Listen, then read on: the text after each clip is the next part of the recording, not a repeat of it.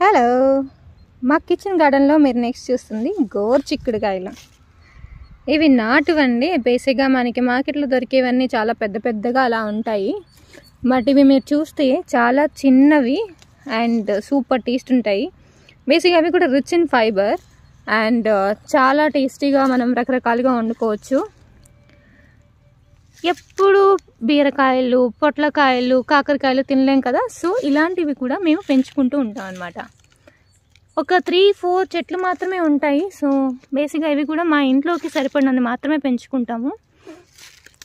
And బేసిక్గా ఎలా అంటే వారానికి ఒక కర్రీ అన్నట్టు అనమాట. సీజనల్గా కాస్తూ ఉంటాయి. మేము ఇక్కడే ఫ్రెష్గా కట్ చేసుకొని కిచెన్లోకి వాడేస్తూ ఉంటాము. అండ్ ఇలాంటి అదృష్టం అందరికీ రాదు, but we are lucky for in that case. మీకు కనుక ఇలా ఫార్మింగ్ ఇంట్రెస్ట్ ఉంటే keep watching this please. Thank you.